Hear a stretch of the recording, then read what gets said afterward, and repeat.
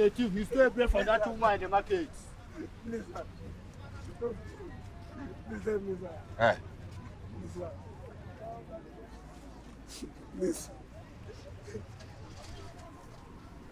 Sir, please. You stole. Why? I was okay, sir.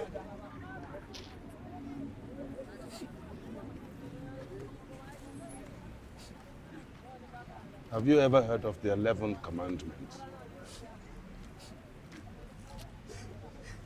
No, sir.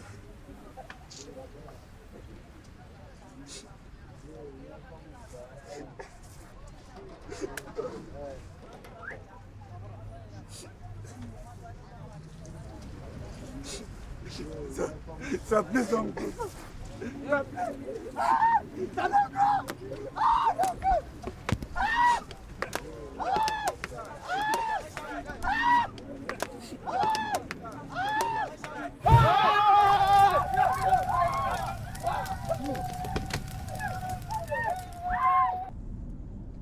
Yeah. I know that look on your face. He's such a heartless beast. Well, for those of you who are interested in Nigerian politics, the rules are simple. Never hit the big guys. Focus on the little people. They're your mugus. They're so powerful, but they don't know it. And that's why it's so easy to scam them like the politicians have done in the last 68 years. As trillions of naira is budgeted for the 180 million people, your job as a politician is to position yourself between that budget and the 180 million people who need it. It's simple. Just build a conduit from the budget to your interest group and your bedroom. But Nigerians only talk. Yeah. Their anger extinguishes in their parlors and at newspaper stands. You try and steal a loaf of bread out of hunger, they will lynch you. But still, let's loot billions from the national treasury, and they'll crown you with chieftaincy titles on red carpets. If they ever riot, it's only to kill each other. They never rise against the politicians. Yeah. Keep looking at me like you want to bite off my ear, but hey, truth be told, I don't care. You may not like me, but you can't ignore me. And that is the big question. Why do Nigerians always have wickedness in government? Why are Nigerians always ruled by wicked people, people with selfish motives, people with self-centered objectives? Why are Nigerians always governed by people who don't have their interests at heart? Folks, my name is Samuel Jonathan, your loving pastor, and I welcome you to another episode of Movie Preach. That wonderful clip we just watched is from a movie titled If I Am President, and it's brought to us by HDFA TV. They have done a wonderful job, and we celebrate the entire crew, the screenwriter, the director, the executive producers, and we're going to make sure that we fully acknowledge them in the description comments, the description section of this movie. All right, let's start again.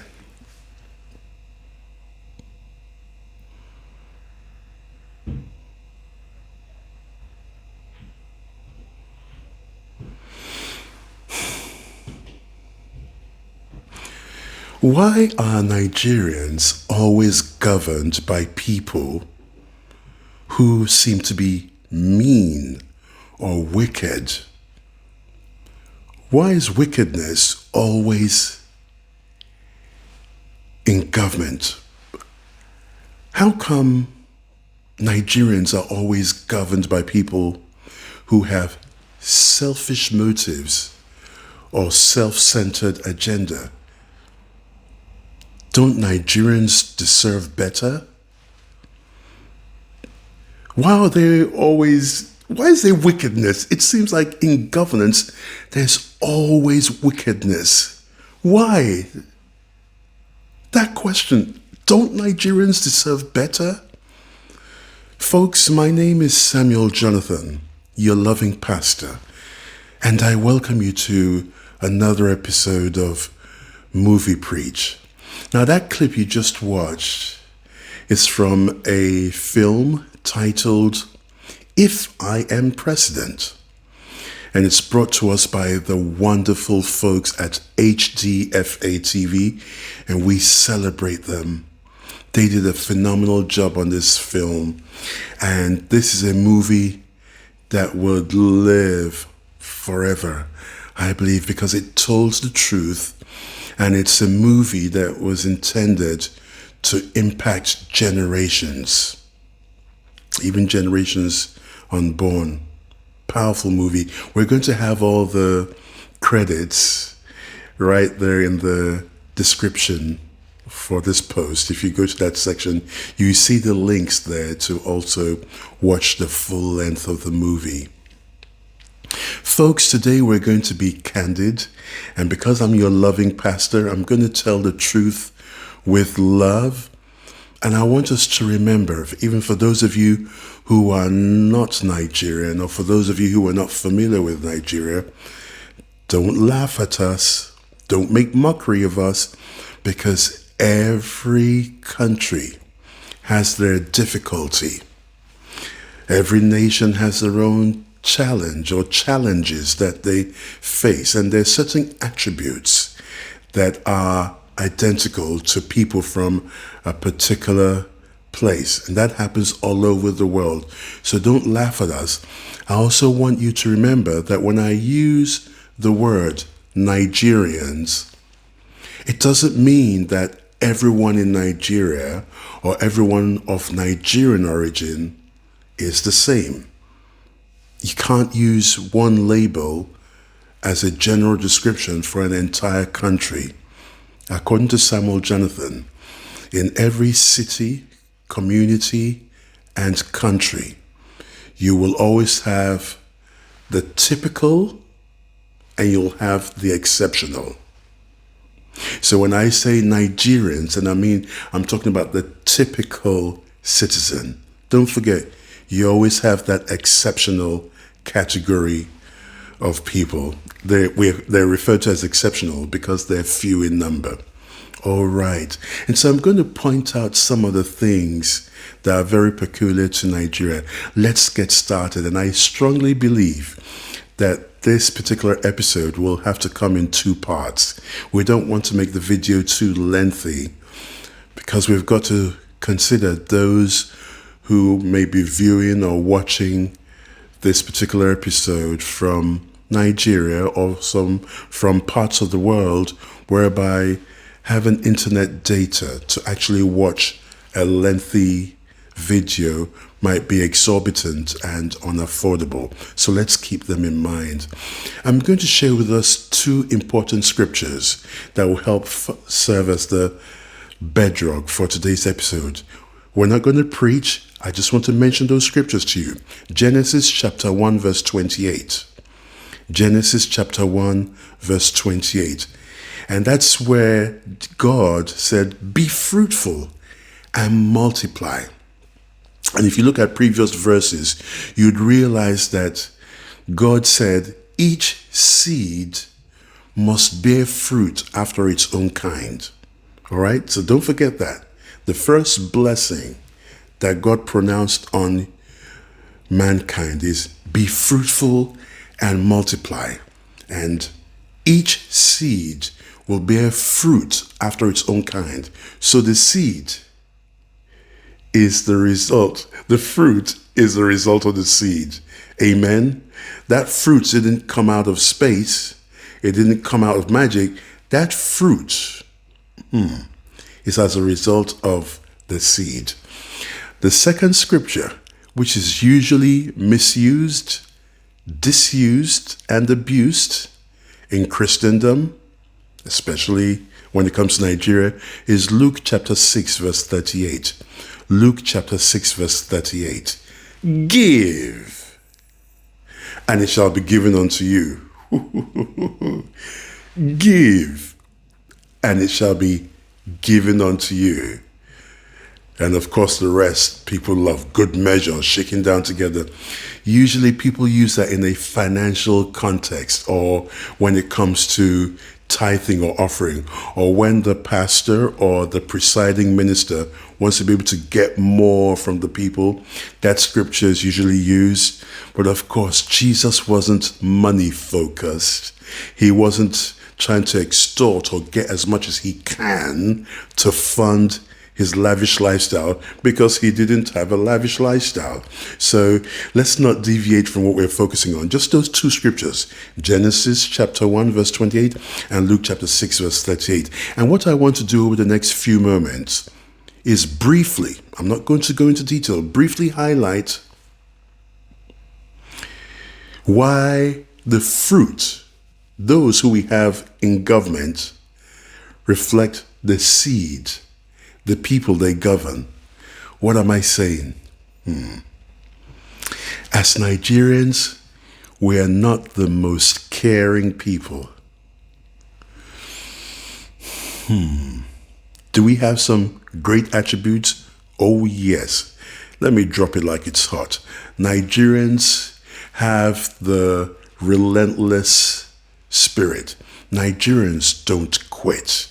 In fact, Nigerians, we're known for the never say die sort of mindset. Put a Nigerian in a desert and he or she will make things happen. I know you've come across a Nigerian before. Nigerians are zealous. Even when we speak, sometimes you may think that we're fighting or we're angry, not knowing that, no, we're just speaking with passion because we're passionate about what we do. Nigerians excel in various forms of arts and even science. Nigerians do very well in other countries. Sadly, the one place where many Nigerians don't do well is in their own country. We're gonna talk about that in a minute. Nigerians are very entrepreneurial. A Nigerian can go into a country where people are struggling and, hey, a Nigerian, before you know it, they start rising up. We tend to be sort of, would I say proud? Yeah. When we achieve, we want the whole world to know we achieve. So, you realize that expressions such as forming and packaging comes in because we want people to know we've achieved. If we've got the latest iPhone, we want the whole world to know we've got the latest iPhone. Nothing against iPhone. I'm just talking about Nigerians. So we have great attributes. Some are not so great, just like other countries and other nationalities. Don't forget, don't laugh at we Nigerians. Right now, the case study, the laser beam is on Nigeria, and we're dealing with our issues. But of course, you also have your own issues in your countries. So there are many areas where we as a people, we have wonderful attributes, great character and so on. But there are also some areas that we're not doing so well, and those areas are setting us back as a country. Wickedness abounds, folks. We're not the most caring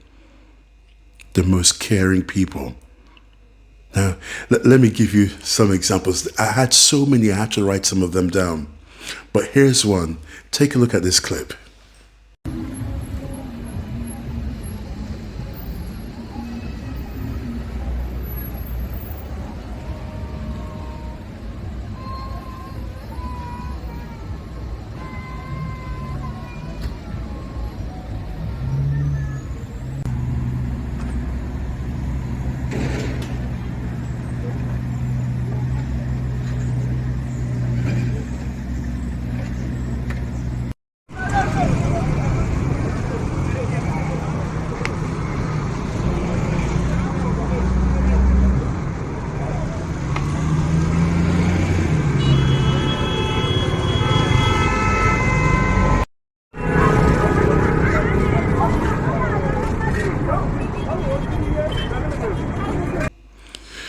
All right. So you see, you have a situation whereby in a developed country, in fact, to be specific, Britain, in Britain, you've got the drivers, the car users, they stop and let the pedestrians cross. Now with Nigeria, the road users, the car drivers, are competing with the pedestrians. Or let me use the right word. They are oppressing the pedestrians. There's no care that, wait a minute, I'm in my car on 4 wheels. These are human beings on 2 legs. Let me wait. Let them cross, and then I can continue my journey. Let me be considerate of them. No, I don't need to force my car into that little space. Let me stop for them. Let them cross the road, and then I can continue driving. The typical Nigerian driver has no consideration for pedestrians. We are oppressive in nature. That's who we are. Here's another example. There's an expression in Nigeria which goes thus: I am better than my neighbor. Let me say it in the Nigerian way. I better pass my neighbor. I better pass my neighbor, which means I am better and doing well than my neighbor. Where did that expression come from? All right, let me tell you about what they're referring to. It's actually the nickname for a power generator, an appliance which generates electricity when there's a power outage. And I know you're wondering, wait a minute, how can a nickname be that long? Oh, in Nigeria, we get them like that now. I better pass my neighbor. So in a country where people are struggling, there's a lot of poverty. And as of right now, so the time of recording this, Nigeria is the poverty capital of the world. We took over from India. That's another achievement. I agree with you, not a good achievement. It's possible that in the whole compound, one person may be able to afford a generator. Another person may not be able to afford a generator. So that expression, oh, I've got it, but you don't. That's oppressive in nature, isn't it? Jesus made it very clear. It is out of the abundance of the heart that the mouth speaks. And Jesus said in Matthew chapter 12, verse 33, Matthew chapter 12, verse 33, make a tree good and its fruits shall be good. And he was also referring to, look, what comes out of a person's mouth is actually the fruits of their heart. Jesus said, don't expect good fruit from a bad tree, and vice versa. So that statement, even though it's a nickname for an appliance, it comes from a place of selfishness. It comes from a heart of oppression, a place of wickedness. Now, as I'm giving you these examples, you're going to realize that, so what the Bible said is true. Those in government, those public officials that tend to oppress the citizenry, those politicians and public officials didn't fall out of space. It wasn't when they got to high office that they became wicked. That wickedness has always been in them. And when they got to a higher position, it now amplifies that wickedness. Look at the banking sector in Nigeria. The fees are high.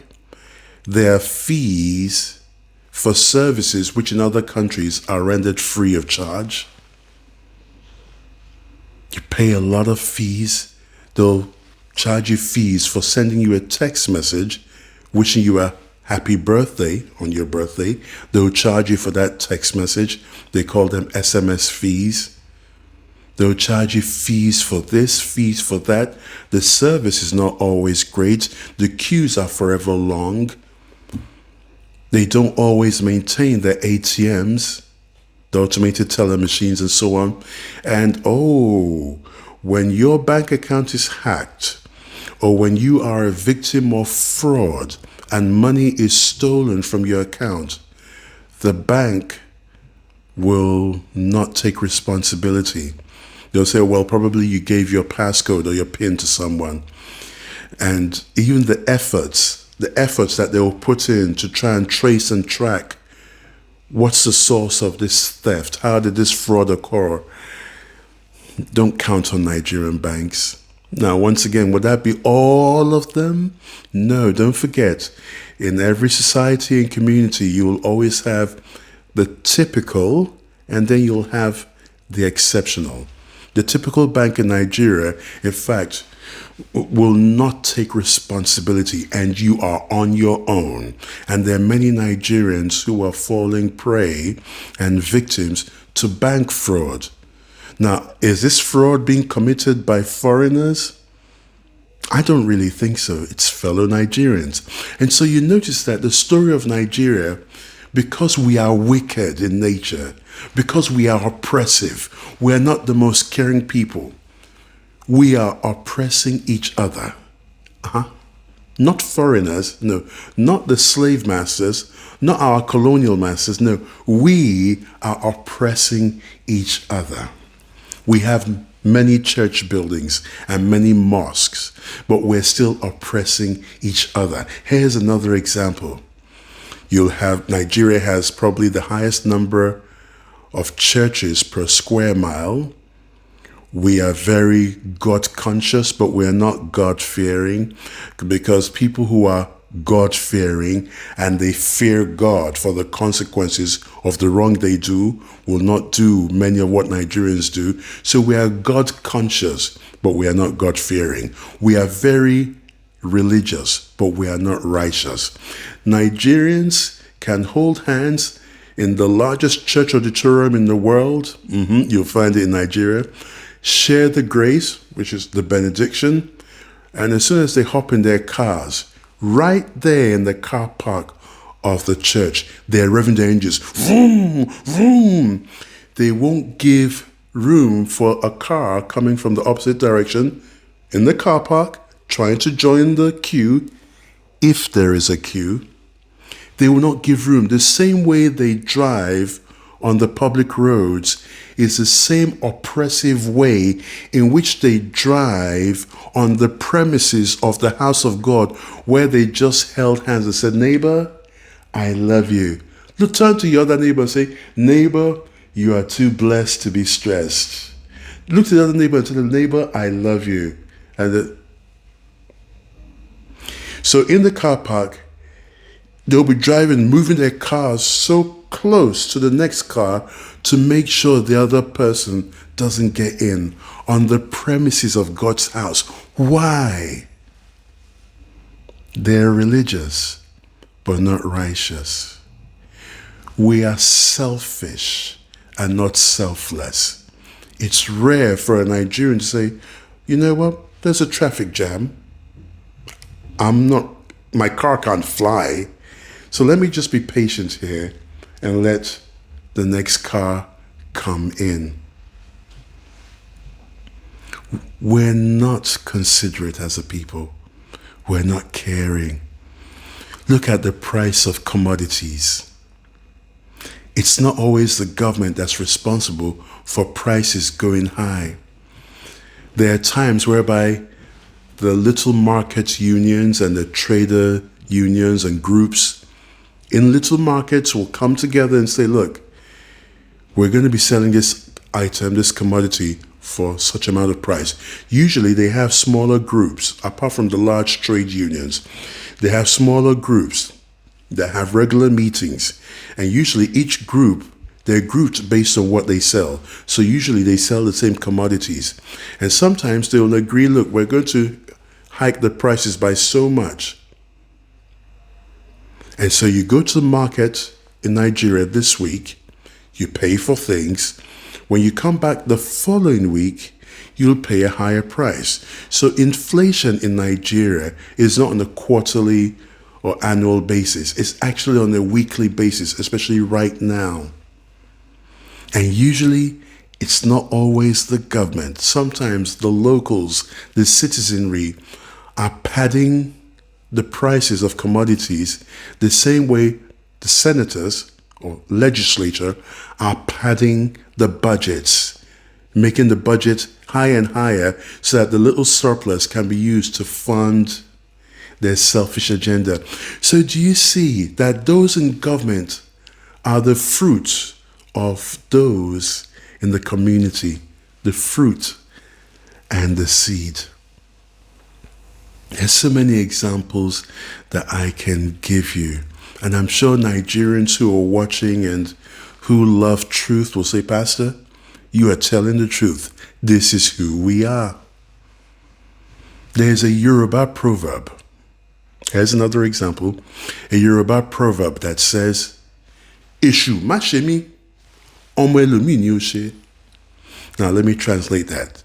Devil, don't hurt me. But you can go over there and hurt someone else's child. Devil, please, don't hurt me. But you know what? Go over there, you can hurt the next person. But don't hurt me, but go hurt the next person. Once again, now I know you're saying, well, Pastor, that's just a proverb. And come on, folks. Where did such a proverb come from? It comes from a place of selfishness, a place of wickedness. You don't care about how others are doing as long as you are doing well. That's fine. And that's the story of Nigeria today, especially those who consider themselves to be elite. It's about me, myself, and I. We don't really care if the masses are suffering. We're doing okay in our family. That's the thinking. It's sick thinking, but that's the thinking. I don't have to go and vote because I'm too educated to go and vote or stand in the queue. I'm part of the elite. Voting is for the masses. And so Nigerians don't really get involved in what will improve the well-being of the general society until it hits their home, until it hits them personally. Then they start taking action. We are selfish in nature. We are wicked. We are not considerate as a people. And the examples go on and on. The examples go on and on. In November of 2021, a pregnant woman was caught kidnapping a 1-week-old baby.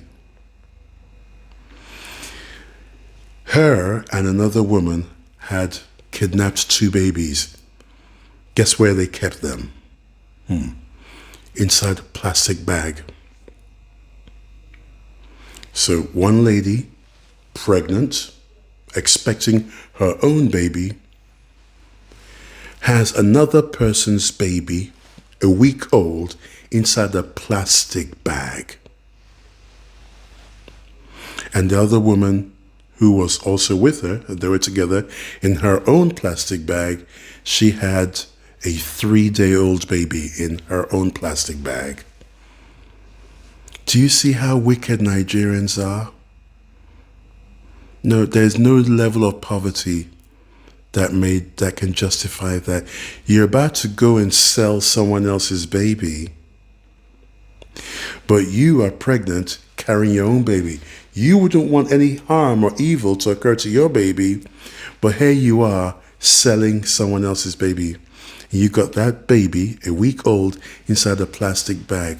We are wicked as a people.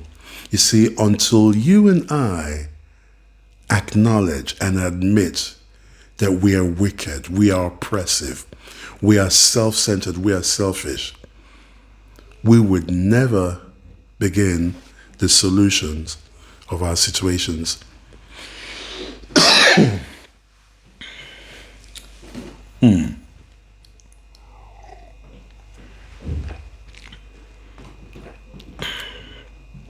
The examples are many, and I know some of you are saying, well, Pastor, so what's the solution? We're coming to the solution. Here are just two more, and we'll begin the transition. At a compound in Nsukka, and we witnessed this live. You've got different people, different families residing on this compound, 8 families. One thing they all have in common is that they're all members of the academic community. So you've got lecturers, you've got doctors, they're all what do they call them in Nigeria? Educationists. They don't call them educators, I think they call them educationists or so, academicians. So they are educated. But you know, being educated and being enlightened are two different things. In fact, sometimes they travel in opposite directions. Now, out of those 8 families, about 6 or 7, 6 of the families had cars, and you've got 1 parking space per family. Now, what some families would do, oh, by the way, one thing they all had in common as well, apart from being members of the academic community, is that they're all Christians. One family could own 2 cars, and what they'll do is this, even though they know it's 1 parking space per family, because of the oppressive, wicked, self-centered, selfish, oppressive nature of the typical Nigerian, they will park both of their cars, take up a space for their family, take up the space of another family because the other family is yet to arrive from work or from travel, and they'll take up all those spaces and intentionally make sure that another family who is yet to arrive, that just has 1 car, does not find a space to park. Nigerians are oppressive in nature. And we've seen a situation on that same compound whereby when one person, if you've got a couple with 2 cars, right, and they try to take up 2 spaces, when one spouse is away from that particular family, the other spouse will now use his or her car to take up 2 spaces, so that when that spouse returns, they'll be able to make room for them. Wickedness. And if you ask them, are they Christians? Are they followers of Christ? What do you think their answer would be? Yes. Are you ready for heaven? What do you think the answer would be? Of course, it will be yes. Nigeria, a nation where people are religious but not righteous. A country where Philippians chapter 2 verse 5 makes no sense. Let this mind be in you, which was in Christ Jesus. The mind is not there. The mind of Christ is not there. The heart of Christ is absent. The character of Christ has gone missing. Nigeria. And finally, there was a public speaking course that we were conducting.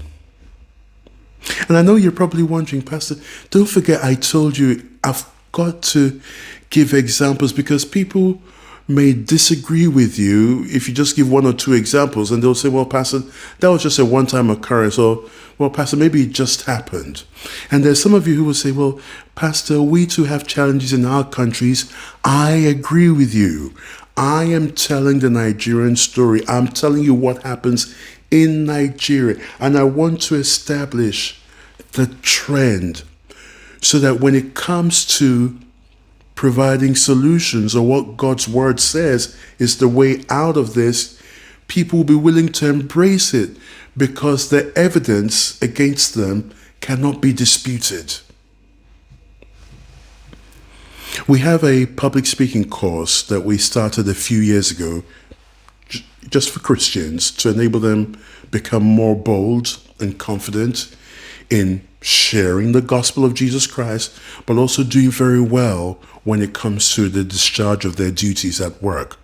So this public speaking course, called Camp 413, is based on Acts chapter 4, verse 13, and it's a public speaking course to enable Christians do well both in their calling and in their career when it comes to articulating their ideas, their insights, and their illustrations. Camp 413. The edition we had in November, actually it ran from October to November 2019. I asked the participants a question. By show of hands, how many of you believe that this program would be great for your church? All hands went up. 100% of the hands went up. Wonderful. And then I asked a follow-up question. I said, by show of hands, how many of you believe that if this course is presented to your pastors for free, they will agree for us to bring it to their church? No hand went up. All of a sudden, there was silence in Judea, and Samaria was without a voice. I repeated the question. I said, look, we won't charge. If we can, how many of you believe that your pastors would like to see their church members empowered in this particular skill? Raise your hand. Not a single person raised their hand. Meanwhile, these are business professionals, corporate managers, entrepreneurs, and one thing they all had in common is that they're all Christians. Why did they not raise their hands? And that particular course, my wife visited, and just to see how the course was going, her and I made eye contact, and we nodded our heads, and then we continued. Why? Because her and I knew what's going on. Even the clergy, the pastors, the bishops, the general overseers, they are selfish and oppressive in nature. They have no problem receiving from their members, extorting from them if possible, asking for them to bring seeds, money, bring it into the house of God. But when it comes to seizing opportunities that will empower their parishioners and help them grow, the pastors are not interested. And for the record, I personally can testify that as a public speaking coach and as a president for the Royal Center for Public Speaking, every pastor and church that we have approached, even if we're going to sponsor it and it will cost the church nothing, no Nigerian pastor has ever welcomed this public speaking course for their parishioners. There is wickedness even in the pulpits of Nigeria.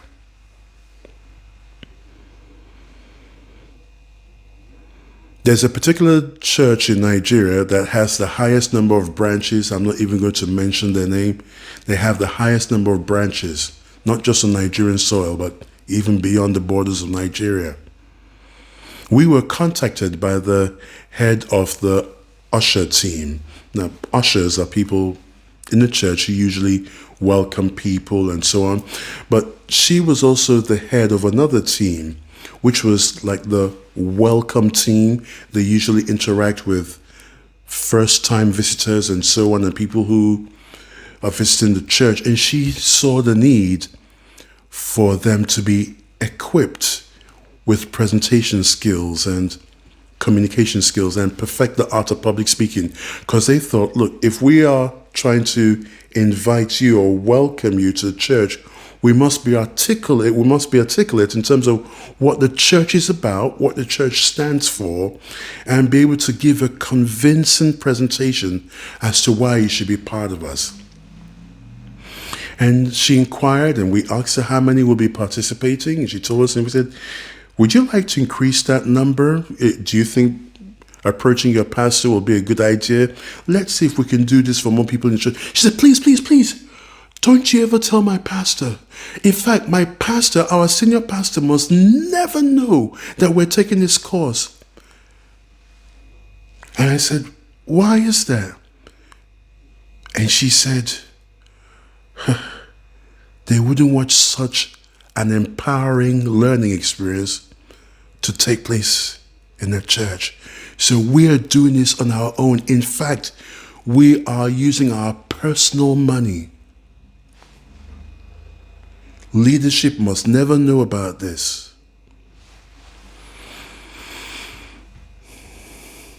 Nigeria. So now you and I can understand why there's an abundance. Well, you and I can understand why Nigerians appear to be governed by heartless, wicked, selfish, oppressive individuals. Now you can understand why Nigerians, when they get to societies or countries where human rights are cherished, just the well-being of people is important to the government, you realize that Nigerians do well. They do better because they're liberated. The Nigerians just need a conducive, loving, caring environment. But their leaders cannot give such because those leaders come from amongst the people. And amongst the people, wickedness abounds. You may disagree with the views I've expressed